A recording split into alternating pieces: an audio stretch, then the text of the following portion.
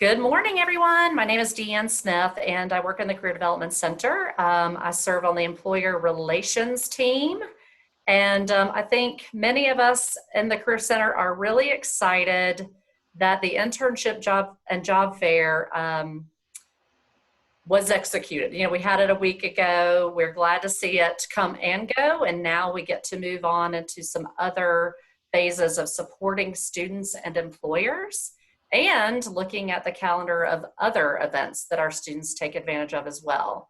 So with me this morning, I've got Michelle Brown from the Career Development Center, and then we'll get to the next slide and introduce our special guest, Kira Nunez in the Gallo Winery. Michelle, will you tell everyone what your primary role is on campus? Sure. Good morning, everyone. I'm Michelle Brown, and I work in the Career Development Center as a career coach and liaison to University College. And that means that I work with students that are still deciding their major and career path. Thanks, Michelle. And we are always excited to have any and all employers, but it is extra special when we have App alumni join us, reaching back with opportunities to our current students and other alumni. So Karis, your photos really take me back here. I see some familiar faces, but why don't you share with those who are going to see this webinar and with Chloe with us today a little bit about your experience at App. Some things are the same, some things are different. There are so many things that are different, that are wonderfully different. Like Starbucks has its own physical space. You don't have to go all the way into the Harris Teeter anymore.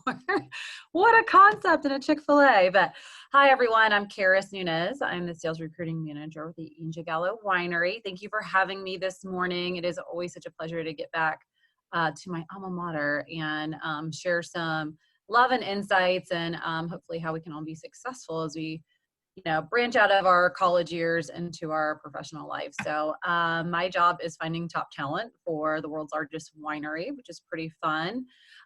Definitely not something I ever thought I would be saying or doing when I was up there in Brown Heights or Kensington Meadows or Coltrane, that's for sure. I graduated in 2009, so just celebrated 10 years with Gallo. I literally moved from Brown Heights, like I was saying earlier, to Buckhead, Atlanta, where I was placed to work for the winery. And I've been here in Atlanta actually ever since. You can see some of the different roles that I've had with the winery. But I was involved with so many things at App. So my main goal, I think, when I went in to App State was just coming out being worthy of a great opportunity. And that was kind of my perspective. So I dove into everything: student government, leadership team, and I worked on campus. You see those top couple pictures are my UREC days. So Angela's still over there. Angela Shook in UREC, which is fun. We've done some stuff over the past couple semesters. But I started out as a console worker and then worked my way up into facility supervisor. I was also publicity programmer for UREC for a couple years. So did a lot of different things there. Of course, loved going to football games. Chancellor Peacock at the time was kind of a bit of a celebrity. As you can see me there with some trophies in his rings. It was kind of the thing to do, to like wear all the rings, the App State had won, and take some like legit pics. So that was fun. But I was a PR major, business minor, and I thought I wanted to do television, and found Gallo on campus, and it really changed my perspective of things that I thought that I wanted or that I was good at versus really honing into great opportunities that were coming to campus. And I really hope that this time today helps everybody really identify and prepare for the interactions you're going to have with employers, whether you're a freshman, sophomore, junior, senior, alum, super senior, all the above. So that's a little bit about me. Thank you so much again for having us. I do want to make sure that for those who may be interested in the sales leadership development program that we recruit for, that on the 2nd by midnight, applications are due in Handshake. So Chloe, thank you for coming. And I know you've already kind of gone through the process of applying. So we're very excited to have you in our consideration set. But this QR code will also take you to our internal sign-in system, which allows us to give the people who did the basics of showing up, having conversations, participating with different things like this, we give them priority over people who just throw your resume up on Handshake. So showing up really does matter, guys. So thank you. So, yep. I'll turn it back over to you, Ms. Smith. All right, I think if we can advance to the next slide. And while we do that, I think it's really important to acknowledge, we wanted to do this. I think this is a great session in general, but in particular in this virtual environment. Some things are the same, but so many things are different. And I think I'd like to level set to anyone who watches this session that let's all be reminded that in this virtual environment, I think most people feel a little bit more at capacity or beyond capacity in navigating more technology, more opportunities, very different working settings and schedules, and synchronous and asynchronous classes for our students. It is a very different world, and we hope that this provides some valuable context and structure. I think it's also important to say for all students who might see this that we serve a variety of employers, and we've asked Karis to join us today, in particular to represent the more for-profit type of employer. A lot of times they will have really set timelines and structures in terms of the process for applying, reviewing schedules, and then, even getting into interviews, which we'll touch on later, those first, second, third round interviews. And so Michelle and I will certainly, for all the other employers who participated last week and for students, try to make sure that we qualify that. I think it's just real important. We're going to get into that. You've got to take stock of, what you're interested in and who you interacted with. So with that said, we'll go ahead and get to some of our notes here. And I think what's really important is to first organize. Karis and I have talked about this a few times. It's real easy for the event to come and go and close out, and we just move on. And, especially if you are a student. So if you are a senior, there are employers like E&J Gallo Winery who are recruiting now, even if you're a May grad. There are other organizations that may be connecting now, but the application process takes place later. So I think it's really important to use whatever system works for you. That could be Google Sheets, that could be a whiteboard, your journal, and post some of this, organize some of this information from the people that you interacted last week, whether it was a group session or a one-on-one. Focus on those that you interacted with, but you can also go back and look at the employer lists and see if there's some other people that you just couldn't get into their schedule. Maybe you've developed some interest. But these are the types of pieces that I would suggest that you put into your spreadsheet or to your list. And in particular, keep doing your research. The way fairs are organized right now, you can only get just a little bit of information, even in the group sessions. There's still so much more to know. But also dig a little deeper. You can look at mission, vision, values. You can look at other positions that maybe weren't discussed. Keep making those questions. And then lastly, and Karis will take it over here, get social and follow. Before we go to that slide, Michelle, do you want to add to that list? One thing that I would add is if you attended the fair and let's say something went wrong with technology and you weren't able to get into your session, or an employer, something went wrong with their technology, things happen. And as Deanne said, this is a new world we're all navigating. So sometimes technology fails.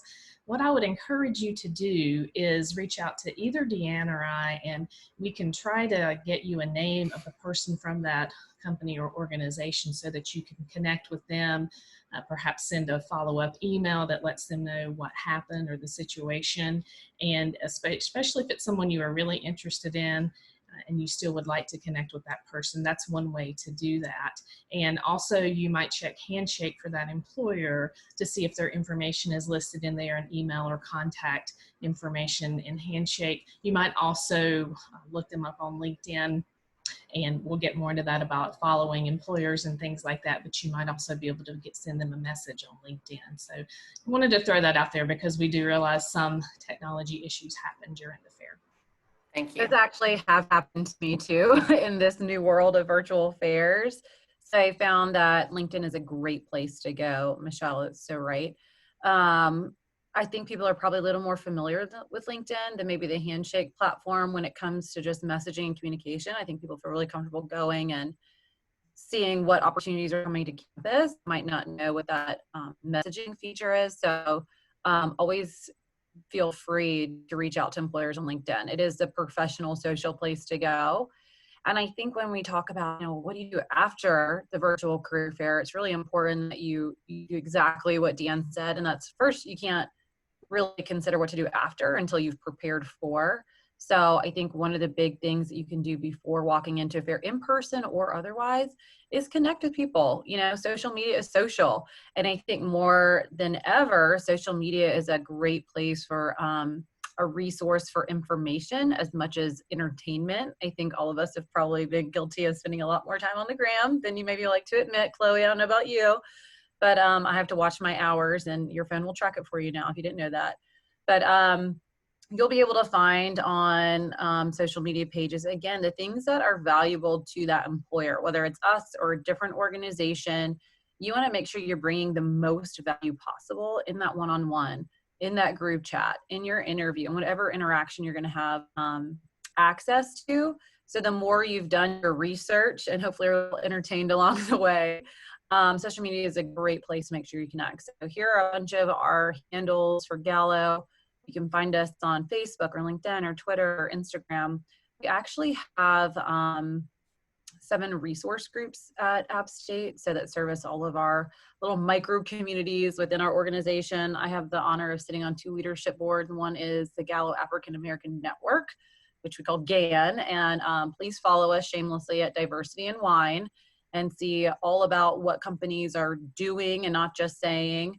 I think that's really important when it comes to the values of an organization. Also, Women of Wine is there as well, Women of Wine and Spirit. So we'd love to connect and follow and see what different industries are doing and their social presence. I think it's probably a great way for you to research and find out what's valuable to them. And then, of course, you've got the amazing team here, Deanne and Michelle with App State Careers.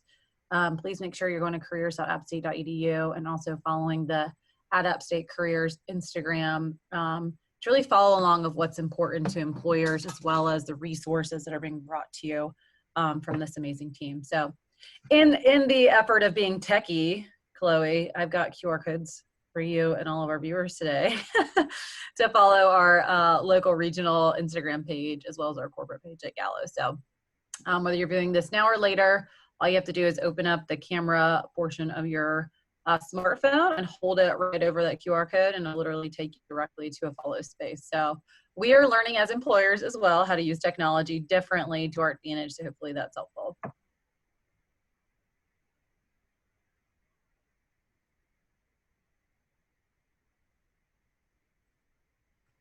You want to keep going here with Sure. I wasn't sure if you wanted me to stop and pause. go for it. I think one of the big things now, especially in a COVID virtual reality, like it's our new normal, right? I love when people say, I can't wait to get back to normal. I'm like, this is the new normal, guys. Like whether we like it or not, we have to embrace it and maximize the opportunities in front of us. And right now that's virtual opportunities. More than ever now, companies need students to take greater initiative so we can find you.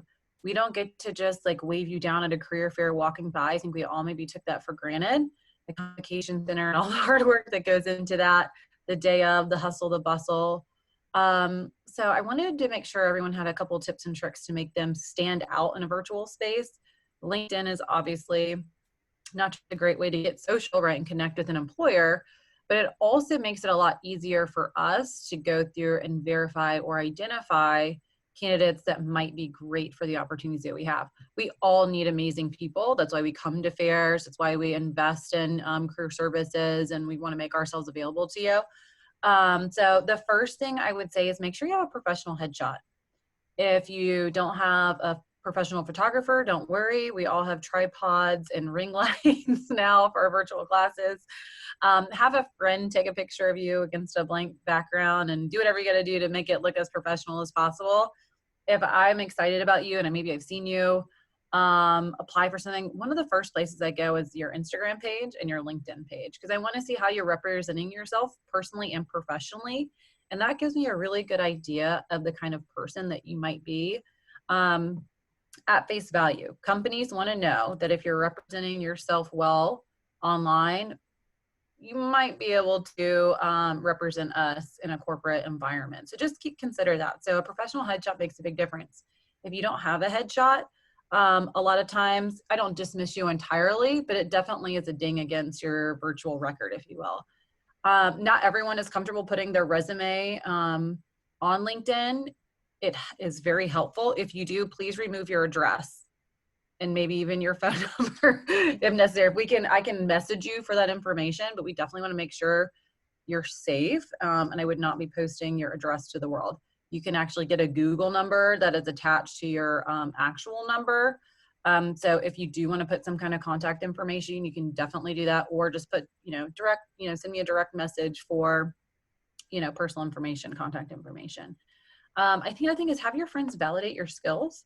So if you're interested in some kind of technical field, make sure you're adding those technical skills to the skills section of your LinkedIn, and ask your friends and family to validate it. I don't go through and look, oh, is that her mom? I wonder if they're related. No, all we see as employers is, oh, Chloe thought she was really great at public speaking and 12 other people think she is too. She must be a good public speaker, right? I need a good public speaker for my job. And it definitely will help you get ahead. So you can also do some prep things like a shell email, which is essentially your 30-second elevator pitch in an email. So if you attend a one-on-one session or you attended a group session and you want to follow up with that employer and remind them of who you are and that you showed up and that you're interested, that could be really, really a great way for you to stand out. Chloe did that already, a standout. Whoop, whoop. I wish I had some prizes to throw at you right now. But it always makes my day when people follow up and don't necessarily have an ask, just want to say, hey, thank you so much for your time. I'm really looking forward to the process, because hopefully you've been able to ask a lot of great questions. So just a couple tips and tricks, I think, as you kind of move forward. Yeah, can I add on to that, please? Of course. So one comment from the beginning, I think make sure you know your audience. We mentioned that in the Get Organized slide, and who is playing what roles with the organization. Some, for example, construction companies that we had with us last week, the marketing team is sometimes your lead person, and they're going to interact, very differently.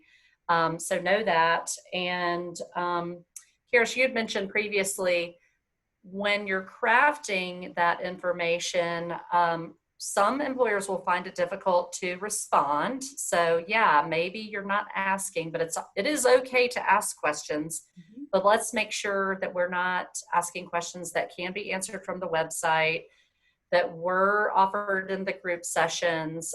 So make sure you're really thoughtful in those follow-up emails, questions, and then just keep in mind that it may take some time for some people to respond. Karis is probably a little bit more focused on the candidates coming through the pipeline, but if you interacted with another sales rep or manager, they are not as involved in the sourcing process. So they may have different timelines as well. So just a couple of things I wanted to mention. I do want to take this opportunity to say as well that I really want students to know that I'd say 9.5 times out of 10, all the recruiters, all of the employer reps, regardless of the type of employer organization, they really are kind and friendly and actually want to help students and want to support you in your career development.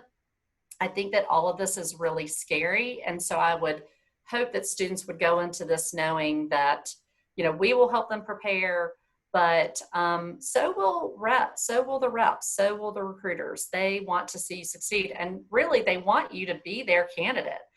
So they're really cheering for you from all angles. Anything else to add to that, Michelle or Karis, before we get to this slide? I think you nailed it, girlfriend. Okay.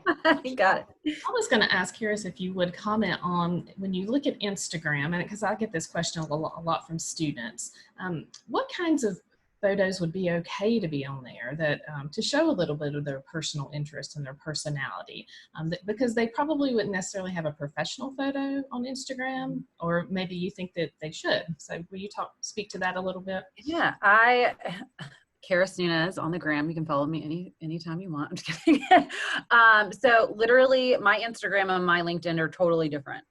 You will not find a professional headshot on my Instagram. But what I encourage people to do is take the time to fill out the bio section of your Instagram and only post things that are in your bio. So if you're interested in travel, you're a dog mom, maybe in design, I don't know. What are your top interests? And then post according to that. It gives your audience, it actually helps you get more followers on Instagram, because you tap into a specific audience, right? And then whatever's in that bio, people have an expectation. You set the expectation of what they're going to consume. What I see a lot of college students doing is kind of the opposite. And in the moment, sporadically putting things up. It's going back to what Deanna was saying about being thoughtful in preparation. That should happen in your personal life as well.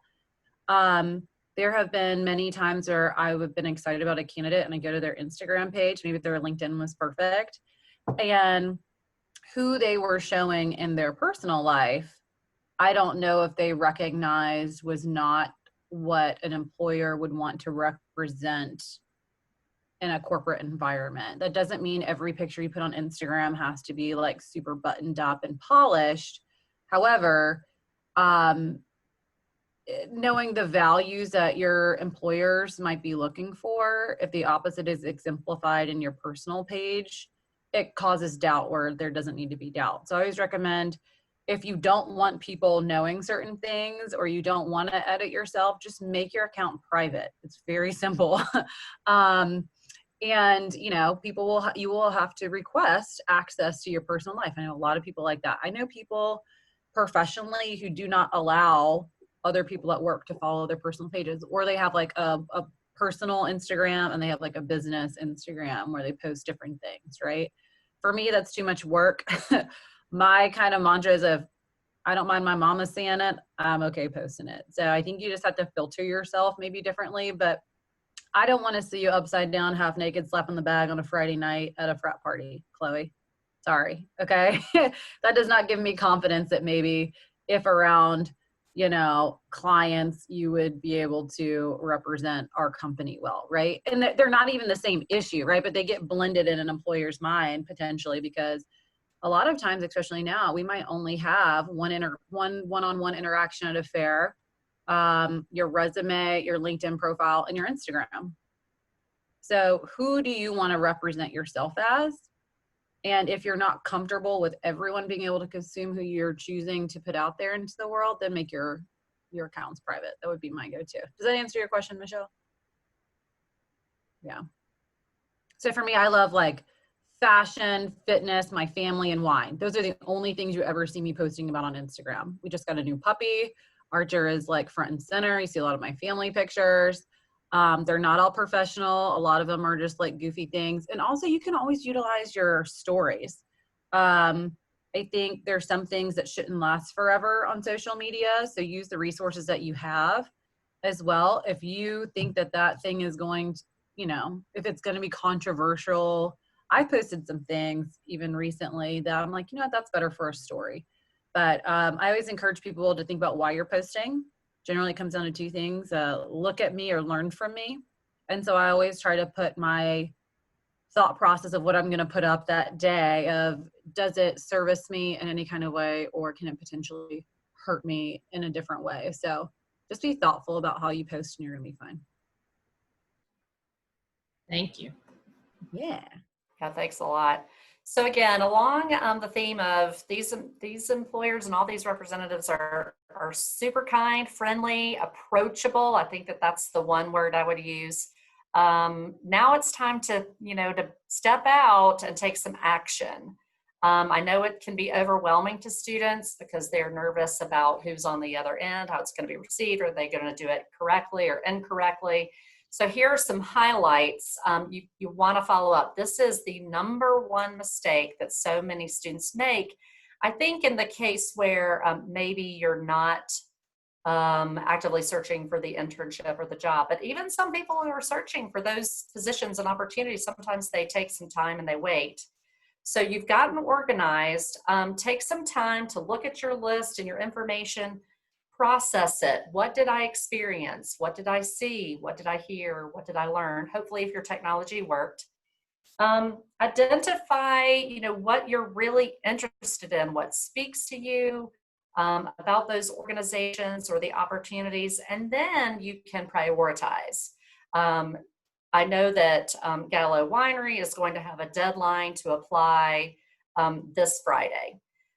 So you're going to want to know that. You're going to want to keep that in mind. Some organizations might have said, you know what, we're actually going to probably open our portal next month or at the beginning of next semester. So again, it's all very, very different. It's very important at that point to start evaluating your resume. And Kiris, I'll ask you to talk a little bit more about that. Yeah. Michelle, you may So have come my dad always said that if you don't know what's valuable to people or an organization or fill in the blank, whoever, it's really difficult to bring value. So as you've had conversations with employers, as you've identified what kind of candidate they're looking for, as you've identified what the job opportunities are, it's really important that you really set your resume up to support bringing value to that particular need. So for instance, at Gallo, the number one thing that we look for salespeople is not sales internships. It's not, have you worked a sales job? It's demonstrated leadership. So if you've had a conversation with me in a one-on-one or a group session, or you had an opportunity to, I don't know, email back and forth with me or something, and you say, what's the candidate you're looking for? And I say demonstrated leadership is a great indicator of people who are going to raise the bar of excellence for the Gallo Winery, because we see you doing it in your own personal life in college. That gets us really excited. So if you're paying attention and you're prioritizing and really listening to what employers are telling you, you can have all the same information on your resume, but you can rearrange it. So if you know that leadership is most important to Gallo and you're applying for the Gallo opportunity, and currently your leadership is a couple bullets at the bottom of your resume because you've really expanded on your internships or maybe the different clubs or organizations you're in, or fill in the blank, whatever, move that leadership up to the top and tease it out. Quantify the quality of your efforts and your leadership. Were you a part of a sorority? Great. Did you have a particular role that maybe you were elected to? Can you quantify how many men or women were a part of that organization that you were able to help, raise an X amount of dollars for, right? So anytime you can put a number to quantify the quality of your efforts in a demonstrated leadership way for Gallo, hallelujah, like we get so excited. In the same way, you might be, really interested in working for an employer who really wants to see that you've had some technical coursework or something like that. Whatever is most valuable to that employer, that should be at the top of your resume. So like it says, evaluate your resume. Does it align with the need? So identify what that need is beforehand, and then go ahead and plug and play your experience and your leadership and how you've been raising the bar of excellence in your campus, in your community, in your classroom, and you will definitely stand out in the pile. Yeah, and use your resources. Once you start making those changes, you can start putting yourself at risk for little typos, errors, and so utilize resources, our center, our friends, to take a look at that and proofread. Mm-hmm. So once you've done that, then you want to apply either on Handshake or the employer's website. You should have gotten that information in the previous interactions. I feel like we've talked about email a good bit already and LinkedIn. And we're going to talk about being prepared for those, but I think it's real important to say in all of these interactions and in the action that you take, be formal, yet brief and concise, and be very professional in the way that you are communicating and sharing. When you make those connections on LinkedIn, I don't think we've said this yet, try to add the note. Don't just click connect. Make sure you take that extra step and add the note of how you met, where you connected.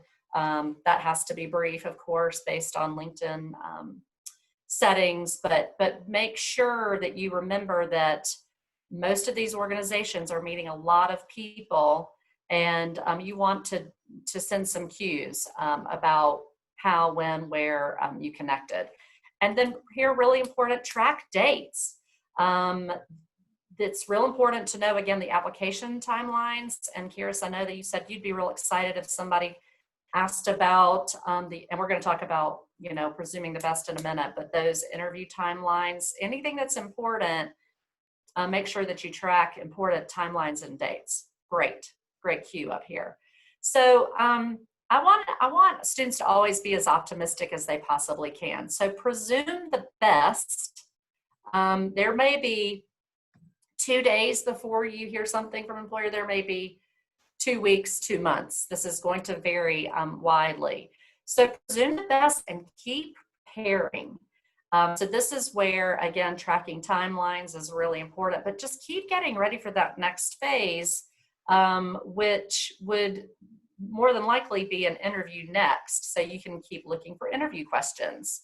You can schedule a mock interview with our team. You can use Big Interview. Go ahead and evaluate your wardrobe. Do you need to borrow something? Do you need to visit Goodwill or a department store? Are you set with that? Consult with others. Do you know some app grads who work with the organization? They've interviewed before. Maybe they can give you some tips. And then I think, Kara, she really liked what we added here about being prepared, if there's an in-person interview as well. Yeah. So, I had a gentleman walk into an interview in person once, and he had, God bless him, he had his resume all crumpled up. Like, it may have been raining that day. I don't remember, but I just remember him coming in with it, like, literally in his hand, like holding it so tight. Like, it was, if he let it go, he would die.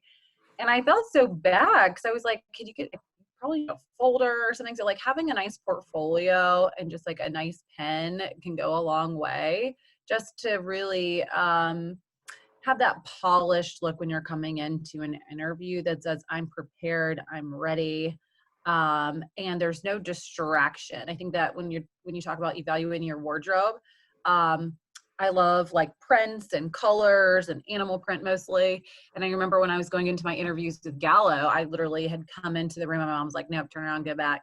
You need to change. Because I was like, leopard printed up. And she's like, get the job first and then wear what you want. I have very wise parents, by the way. Listen to your parents if they are so blessed to have them on this earth. They will not lead you astray. But you don't want that wardrobe or having a crumpled resume or not having your business card really in a personal setting to distract from the value that that you're bringing. What's on the paper, right? We don't want a ton of distractions for even potential unconscious bias play in here when you talk about wardrobe too. So neutral, clean colors. Michelle has a perfect palette on for interviews today. So just no distractions, keep it clean and simple. And we're in this new virtual space, right? How in the world do you prepare for a virtual interview? I'm going to tell you a secret right now. So I'm going to move my screen. Do you see that I literally have a sheet standing up behind me? Yes, I have a white one and a green one you can borrow anytime. And what it does is it eliminates distraction. So hopefully the only thing that you're considering when I'm in front of you is what I'm saying. I do have a couple tips and tricks outside of just trying to visually have as clean of a background as possible. And by the way, there's so many virtual backgrounds that you can use. I'm not saying you can't ever just be sitting in a room in your house, but I'm interested in your personal taste now, right? Like, you're welcoming people into your living room or your office space. And although you don't always have to have a virtual background or a literal background like I have, Deanne's in a corner in her office where I'm not trying to figure out where she was on vacation in the picture behind her, right? All my attention is on the content of what she's saying. So here are just a few tips and tricks. I won't go through all of them, but I think one of the biggest ones when you're going into that interview or you have that opportunity to go into a virtual networking session, these are a couple of things you can do to help support you and kind of help you feel confident and comfortable. So looking directly into the camera, not the screen. I'm guilty of this all the time because I want to see your faces over here. But that allows you to connect with that person, right? You already know you look good, so you don't really have to be looking at yourself in a corner or a square. You've prepared, you feel good about that wardrobe choice. You feel great about the content of what you want to say, the questions that you've thoughtfully prepared. Give that employer the just the baseline of respect to saying, hey, you know what? I'm here for you and I'm here to maximize the time to see if we're a great fit, right? So looking dead into that camera and saying, this is who I am. That's great. I always think you have to be a little bit more of yourself too, right? Like I'm always kind of an outgoing, upbeat person. But even for me, I find that I have to really bring at least, 175% of how I feel in my little chair in my corner of my house right now to translate across the screen to you guys, maybe what I would normally perceive as 100%, right? So you've got to bring that extra energy and prepare for that. Dress the part, your surroundings, really important. I think one of the advantages we all have, all of us, employers and candidate students, is that you can use notes during a virtual interview or connection point. I might have sticky notes all over my computer right now. Would you know? I don't know. They might be all over my wall. You can utilize visual clues to make sure in that interview, even if you're not asked about some things that are really valuable experiences to that employer, that you make sure you touch on them, whether you weave them into a different question or you just bring them up outright and say, hey, I want you to know that I understand this is really important and valuable to you. I had the opportunity to exercise that, whatever it is, through X, Y, or Z experience. So use your notes, don't lean too heavily on them, but definitely you can have them available. And watch your body language. I think it's really difficult, especially when you're in large Zoom calls, to just be like, oh, well, I'm just one square and it doesn't matter because we can still see you, right? And we want people to be here because they want to be here, and we want to connect with people who want the great opportunities. So, sit up straight, look engaged. I see some people like they mute themselves and they're on their phones, or, they physically have their phone and you can see the light like in their face shining and they're not paying attention to what you're saying. It's the same basic respect and thoughtfulness. Bring that to a Zoom session as you would sitting in front of a professor in person. That goes a long way. And then if you're not sure if people are with you still, like, Chloe, like, what are your thoughts on X, Y, or Z, right? And it brings that person back in if you think you've lost them, or even just to make sure that you're really connecting and that you're engaged. That will go a long way. And follow up still rings true. And I'm sure if there are any other things, Deanne or Michelle, that maybe you've been able to identify along the way as other great little tips or tricks to be successful in a virtual space, we'd love to hear from you guys as well. I will just add that I'm always really impressed when I get that quick email thanking me for their time, the interview time. But Kiris, knowing that the email overload is real right now, do they need to just do the one email that might be brief and says thank you, or do they need to wait, get their thoughts, even if it's 30 minutes or 3 hours, to maybe give a synopsis, of the interview experience or their interest or their why for applying for the position? I think that's probably personal to individuals. For me, I know if I don't do it right away, it won't happen. I'm going to get on to the next thing and I'm going to get distracted in that. And it'll be 2 weeks later. I'm like, oh, I still haven't emailed that person. Like I really wanted to do that. So I think know thyself is pretty much at the top of my thought process right now. If you can write it down and build it into your calendar for the next day, or give it a home on your calendar at a certain time to, hey, I'm going to follow up from 10 till 11 o'clock with these 3 employers. That's fine. The reality is an employer is probably not going to see your email for, anywhere from like an hour to 24 hours. I have 366 unread emails between yesterday and today.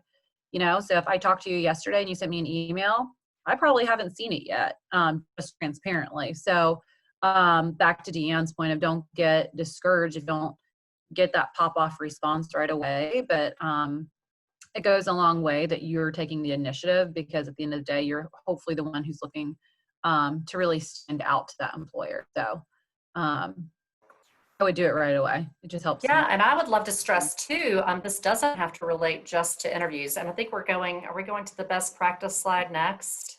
I may be getting ahead of myself. You are. Yeah, so I hadn't planned on saying this, but when we looked at this slide earlier when we were preparing, but that can apply to any engagement whatsoever, any connection that you make. So I know that we did a webinar a few months ago, and one of the students was really engaging with one of the panelists in the chat. And it was really impressive, but then there was no follow-up email. And I know that she expressed that she expected some sort of email touch point at the conclusion of the webinar. So I think I would always just err on the side of caution and be proactive and send the email. You know, even if you had a great conversation and you think that they're going to remember everything about the conversation, I would maybe compose a couple of thoughts, a couple of talking points, regardless of the interaction. We've got a few of them listed here, and follow up with that email. Absolutely.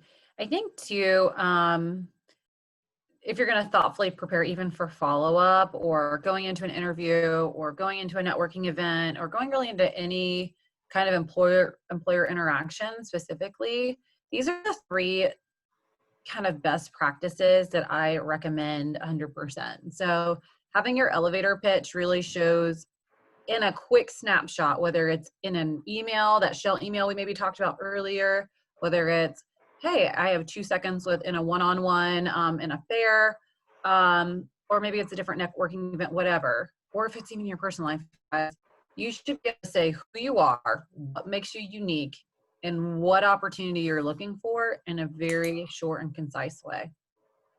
Everybody is somebody. Everyone has a lot of interest, and everyone has needs, okay? What makes you unique will also be the things that help you stand out in those follow-up emails and those conversations and make you memorable.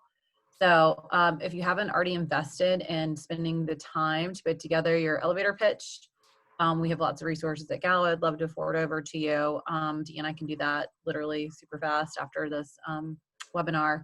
But that's really, really, really important. I use elevator pitches all the time. I tweet them to my audience. Again, going back to that, what is valuable to your audience, and then really tailoring the value of your experiences and what you bring is really important. 3 tailored traits is something I will tell you is my first probably professional fail. Can I share a fail story? Do I have time for a fail story? Okay, so when I was a sales rep in the Gala program, it's your phase 1, and I was about to be promoted into phase 2, which is district manager, where I was up for promotion to be people's bosses, right? To be leading a team of sales reps, 4 to 6 men and women who could potentially be old enough to be my parent. The president of my distributor came out with me, and he was, evaluating my market to see if I was executing to standard and, was comfortable with the promotion. And I had a great relationship with him. We were sitting at lunch, and he stopped. He said, "Karis, what do you think people think about when they think about you?" I'd never thought to think that thought before. And I just kind of, popped off, really casually and was like, I don't know, I'm tall, I'm funny, I'm black. I don't even, I'm 9 feet tall, by the way. And I don't know why that came out of my mouth. Do you ever have those moments where you wish you could just go back? So he stopped and he looked at me and he said, "People don't respect that in a leader." Mic drop. And my heart dropped, right? So we have this really unique opportunity up front to be able to really tailor the narrative that we leave behind and have people tell later. You leave something of yourself in every room, in every interaction, in every fair, literally every time you walk in a room and walk out, people will think about you in a certain way, and you have the power to control what that is. So I always encourage people have 3 tailored traits that you want to be known as, you want to be remembered as, you want to be thought of as. And then every interaction, every conversation, everything you do, say, write, follow up or not, should feed into those 3 things. For example, my 3 now are not I'm tall, funny, and black, because those are all obvious things, right? Like I want, when I walk out of a room or when I'm up for promotion and in conversations with people who have the power to change my opportunity, I want people to know, beyond a shadow of a doubt, I am confident, I am capable, and I'm charismatic. It's in my name after all. You know, I'm confident that anything you put in front of me, I can execute with excellence. I'm capable of literally doing anything that is necessary, and I can have a good time along the way doing it. And so if I walk into a room and my energy's low, or I don't feel like it that day, or I just rather not, that doesn't create the narrative of my 3 traits that I know that I am and I want to be thought of as. So, you know, find those 3 things that you want to be remembered as and really start working towards building that narrative in your experiences and your interactions and your conversations. And one of the ways that you can, again, identify value in what an employer or a friend or an alumni or colleague is looking for is just listen. For me, that's really difficult because I like to talk. You know, not everyone is like that. But the 80-20 rule has served me well. Listen 80% of the time, talk 20% of the time, so that when you do speak, it resonates. And it, again, it's an easy plug-in to where's the gap of the need? Here it is. Let me go ahead and fill that gap. So 80-20 rule, 3 tailored traits, and elevator pitches are 3 of the most important things that you can prep for that will serve you well from start to finish, interview to job. And then once you have that job, it'll allow you to continue to execute with excellence. Anything else you want to add, Michelle or Ian, before I move forward on the slide? Well, thanks for sharing a moment of vulnerability. Yeah, failure, because I think, you know, a lot of leaders out there say that that's how we grow and that's how we learn. So I think just be prepared to tell those stories. Think about that. Think about a time and a failure, a challenge, but what resulted? Usually it's something positive and powerful. So think about that. All right, so we've definitely been thorough. Hopefully students can, pause and restart as they have time to look through this. Chloe, thank you for staying with us as well. Let's just conclude, and Michelle, please take any final opportunities to highlight opportunities for help. But here are resources on campus and beyond. And please take our email addresses and let us know what lingering questions you have. We would be so happy to support you any way that we can, as well as Karis and other employers and recruiters. We're all happy to help you. This is one of our first COVID team pictures here. So lots of people, everybody has a career coach from their college. I'm happy from the employer relations side to try to my best to help you navigate follow-up and questions and any more employer exploration or preparation for the next opportunity. Michelle, you want to stress anything here? Yeah, absolutely. So part of what I love helping students with is you may not know what some of your values are or your interests or skills. So it may be really hard to kind of identify some of those traits that Karis was talking about. Just know that we're career coaches are here to help you think about that. And, part of sometimes when interviews aren't successful, it may be that you don't know yourself well enough and just haven't thought about who you are as a person.